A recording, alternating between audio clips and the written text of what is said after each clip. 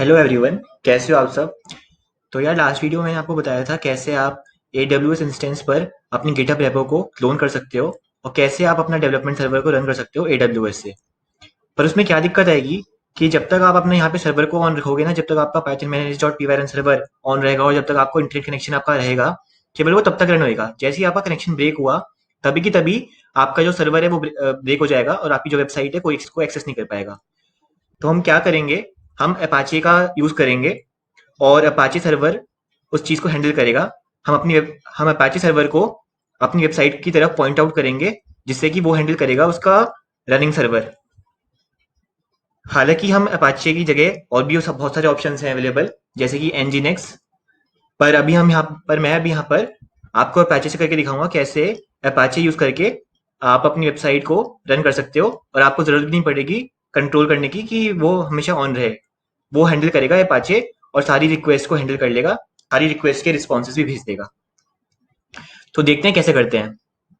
तो ये मैंने अपना इंस्टेंस खोल के रखा है यहाँ पर मोबाइल स्टम्प पर। अब यहाँ पे हम टेस्टिंग में जाएंगे, जो हमने हमारा फोल्डर बना हुआ था डमी के अंदर।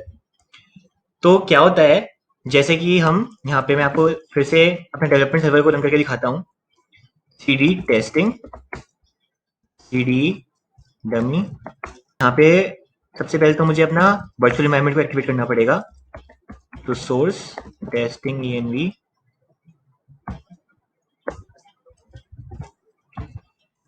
bin/activate और हमारा ये सर्वर वर्चुअल एनवायरनमेंट को एक्टिवेट कर दिया है हमने। अब हम जाएंगे cd डमी, फिर python manage.py रन सर्वर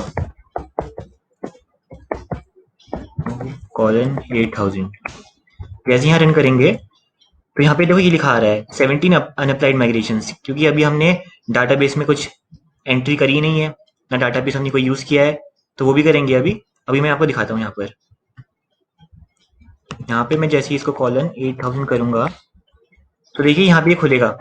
और जैसे ही मैं इसके एडमिन सेक्शन पे जाऊंगा तो यहाँ पे आप देख सकते हो कि यहाँ पे पूरी CSS फाइल जावास्क्रिप्ट सब कुछ चल रहा है, क्योंकि यहाँ पर देखो आपको सब कुछ दिख रहा है, क्योंकि स्टैटिक फाइल्स भी दिख रही हैं। पर जैसे ही मैं अपाचे को इसकी तरफ पॉइंट आउट करूंगा और असली डिप्लॉयमेंट में चेक करूंगा, तो ये जो स्टैटिक फाइल्स होती हैं जैसे कि CSS फाइल्स हो गई, जावास्क्रिप्ट फाइल्स हो गई, आपकी फोटोज हो गई, तो वो सब दिखती नहीं है। तो उसके लिए आपको स्पेसिफिकली मेंशन करना पड़ता है कि हाँ, इस फोल्डर में सारी स्टैटिक फाइल्स हैं, और अपाचे को बताना पड़ता है कि यहाँ पे सारी स्टैटिक फाइल्स हैं, और उसको पॉइंट आउट करना पड़ता है कि इस फोल्डर में जाओ और सारी स्टैटिक फाइल्स को उठाओ और उसे डिस्प्ले करो यहाँ पर। तो उसके लिए पहले आपको कुछ पहले जेंगो में भी कुछ करना पड़ता है, तो वही दिखाता हूँ मैं आपको कैसे करते हैं। सबसे पहले तो हम यहाँ पर python manage.py मेक माइग्रेशन करते हैं। इससे क्या होगा कि जेंगो को आप बोलोगे कि सारे मेरे माइग्रेशन कर दो, और ये फर्स्ट टाइम कर रहे हैं हम, इसलिए मेक माइग्रेशन जरूरत नहीं है। हम सीधे करेंगे माइग्रेट।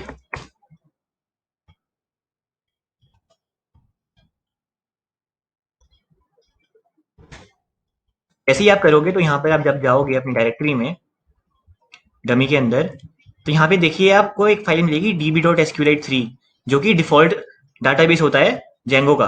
पर हालांकि आप और भी डाटाबेस को यूज कर सकते हो, जैसे कि पोस्टग्रेस हो गया, MySQL हो गया, तो उसको आपको अलग से इंस्टॉल करना पड़ेगा आपके इंस्टेंस पर। और फिर आपको कुछ कमांड लिखने पड़ेंगे जिसके थ्रू, और आपको सेटिंग्स और पीवाई में भी कुछ चेंजेस करने पड़ेंगे। आपको बताना पड़ेगा कि आप कौन सा डाटाबेस यूज कर रहे हो। तो अभी यहाँ पे हम वो नहीं देखते हैं, केवल होस्टिंग पे फोकस करते हैं। अब देखते हैं हम कि कैसे स्टैटिक फाइल्स को हैंडल करते हैं। तो यहाँ पे मैं एक फोल्डर बनाता हूँ स्टैटिक नाम से, और साथ ही साथ एक और फोल्डर बनाता हूँ स्टैटिक CDN। तो स्टैटिक फोल्डर जो होएगा हमारा, उसमें क्या करेगा जेंगो कि सारी जो स्टैटिक फाइल्स ऑलरेडी अवेलेबल है ना अ, हमारी जो डायरेक्टरी में सारी जो स्टैटिक फाइल्स हैं उसको इकट्ठा करके सारी की सारी स्टैटिक फोल्डर में डाल देगा। और स्टैटिक CDN में क्या होता है कि जैसे हम डेवलपमेंट मोड में हैं, तो स्टैटिक CDN क्या करता है, इसके अंदर सारी वो फाइल्स होंगी जो कि आप डेवलपमेंट मोड में डाल रहे होंगे, सारी स्टैटिक फाइल्स यूज कर रहे होंगे। तो जब हम अपाचे को हम डायरेक्ट कर देंगे तो उसको सारी स्टैटिक फाइल्स चाहिए होती हैं। तो हमें फिर एक कमांड लिखना पड़ता है python manage.py collect static। जैसे ही वो हम कमांड लिखते हैं तो सारी की सारी स्टैटिक फाइल्स स्टैटिक फोल्डर में आ जाती हैं। तो अभी तो यहाँ पे एक्सटर्नली हमारे पास स्टैटिक फाइल्स कोई है नहीं क्योंकि डमी वेबसाइट है, तो वरना आप स्टैटिक सीडीएन में डालते हो वो सारी फाइल्स को, पर अभी वो है नहीं हमारे पास। लेकिन जो एडमिन की फाइल्स हैं, एडमिन की सीएसएस फाइल्स और जावास्क्रिप्ट फाइल्स जो कि जेंगो में डिफॉल्टली लिखी होती हैं, वो तो हमें दिखानी पड़ेंगी ना अपाचे 2 को कि वो कहीं पर लोकेटेड है, तो वो इस फोल्डर में लोकेटेड होंगी। तो वो कैसे होता है वो दिखाता हूँ मैं आपको। पहले तो मेरे को सेटिंग्स डॉट पीवाई में कुछ चेंजेस करने पड़ेंगे। तो मैं जैसे डमी वेबसाइट में जाऊंगा और उसकी सेटिंग्स डॉट पीवाई खोलूंगा, तो यहाँ पर एक स्टैटिक फाइल्स की सेटिंग्स होती हैं। यहाँ पे हमें कुछ ऐड करना पड़ेगा, तो वो ऐड करते हैं सबसे पहले। तो मैंने यहाँ पे अपनी स्टैटिक फाइल्स की सारी सेटिंग्स को कॉपी पेस्ट कर दिया है यहाँ पर, जैसे कि आप देख सकते हो।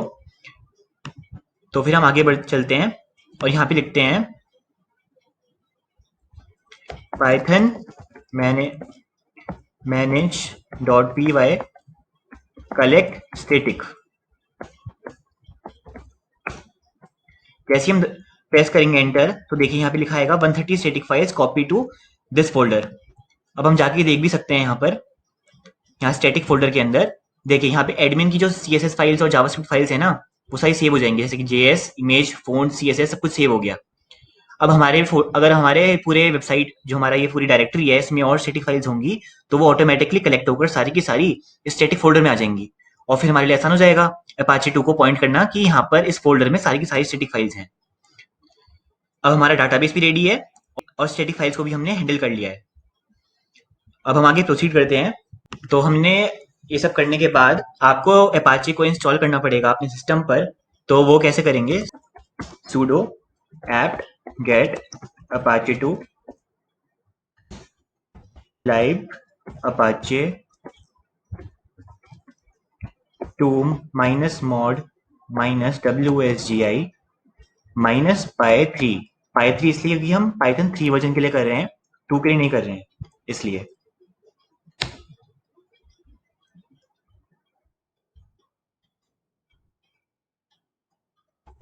इंस्टॉल और सब कुछ इंस्टॉल हो जाएगा यहाँ पे हमारे सिस्टम पर। जैसे ही इंस्टॉल हो जाएगा, हम अपाचे की सेटिंग्स फाइल्स में जाएंगे और वहाँ पे कुछ कॉन्फ़िगरेशन करेंगे और वहाँ पे हम बताएंगे कि यहाँ पर हमारी सारी फाइल्स लोकेटेड हैं और अपाचे तुम यहाँ से जाकर सारी फाइल्स ले लो और उसको हमारे आईपी एड्रेस पे सर्व कर दो। तो वो कैसे करेंगे देखते हैं। तो हमें जाना पड़ेगा यहाँ पर sudo nano etc/ मैं आपको फोल्डर में जाके दिखाता हूँ कहाँ पर लोकेटेड है। तो वो उबुंटू के बाहर है, इसलिए हमें sudo का यूज करना पड़ा क्योंकि परमिशंस नहीं मिलती हैं वरना। etc apache 2 साइट्स अवेलेबल, और ये वाली फाइल में हमें कॉन्फ़िगरेशन करना है।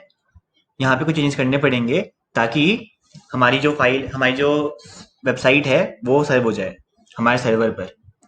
तो ये फाइल है, हम इसको यहाँ से कॉन्फ़िगर नहीं कर सकते हैं क्योंकि हमें sudo nano का इस्तेमाल करना पड़ेगा, तभी हम कॉन्फ़िगर कर सकते हैं। क्योंकि ये फाइल जो है हमारी, वो उबुंटू फोल्डर के बाहर है, जिसकी परमिशंस नहीं मिलती हैं हमें, वो केवल रूट यूजर को मिलती है।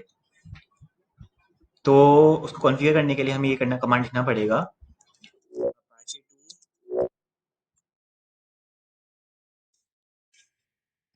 apache 2 slash sites available slash 000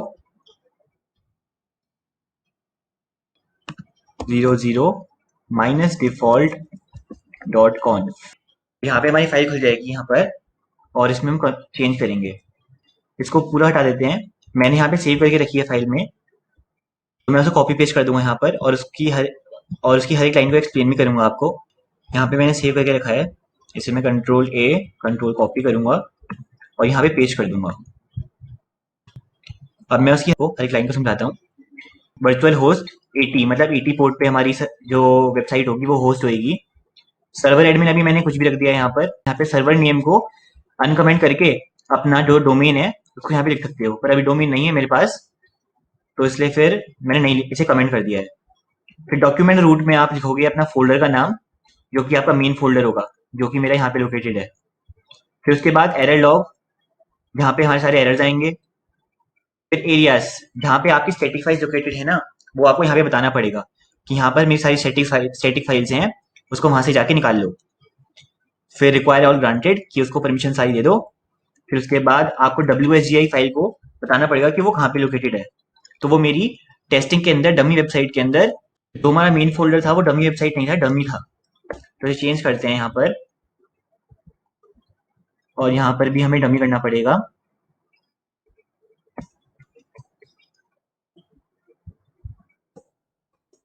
इसे डमी करते हैं,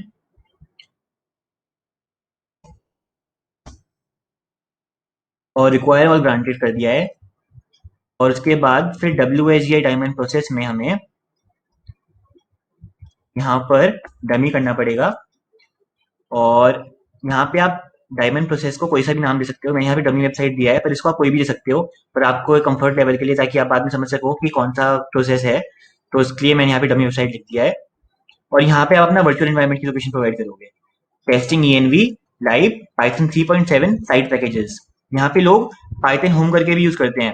यहाँ पे कॉलन की हटाकर यहाँ पे लोग पाइथन होम करके भी करते हैं, लेकिन उससे आप नहीं करो तो अच्छा है, क्योंकि उससे क्या होएगा कि जिस पाइथन वर्जन से आपका मॉडल USGI फाइल आपकी अपाचे की कॉन्फ़िगर होगी, वो चाहेगा कि वर्चुअल एनवायरनमेंट भी उसी वर्जन में हो। पर ऐसा जरूरी तो नहीं है, आपने वर्चुअल एनवायरनमेंट को दूसरे पाइथन वर्जन से भी बनाया हो सकता है।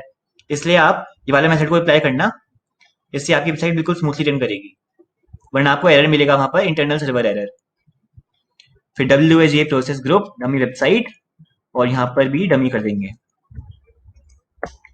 डमी करा, कंट्रोल O दबाया, एंटर, कंट्रोल X, sudo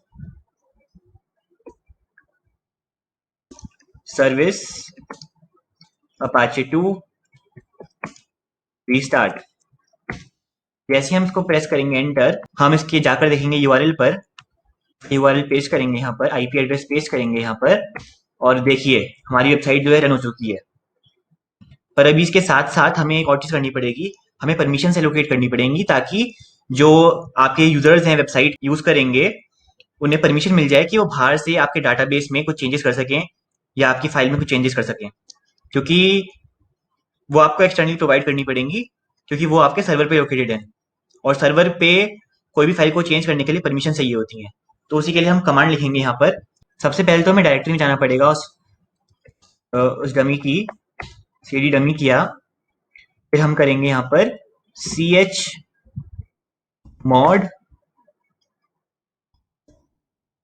फिर हम करेंगे chmod 664 db.sqlite3। उसके बाद करेंगे sudo chown, और जो 664 था ऊपर, ये कोड होता है परमिशंस का उबुंटू पर। तो आप ये नेट पर जाके देख सकते हो कि ये अलग अलग टाइप के कोड्स होते हैं, और वो क्या क्या परमिशन प्रोवाइड करते हैं। -data db.sqlite3, sudo chown www -data tilde testing/dummy, sudo service apache 2 restart. हम जैसे इसको प्रेस करेंगे एंटर, अब आपको कोई परमिशन की दिक्कत नहीं आएगी यहाँ पर, और आप अपनी वेबसाइट को स्मूथली रन कर सकते हो। अगर आपको फिर भी कोई दिक्कत आती है इस चीज में, या कोई एरर आता है, तो मुझे आप नीचे कमेंट सेक्शन में लिख के बताना, मैं उसको सॉल्व करने की पूरी कोशिश करूंगा। और साथ ही साथ अगर आपको इसमें एरर चेक करने हैं, जैसे सर्वर को रन करते हुए कुछ एरर्स आते हैं, तो मैं दिखाता हूँ आपको कहाँ पे चेक करना है वो।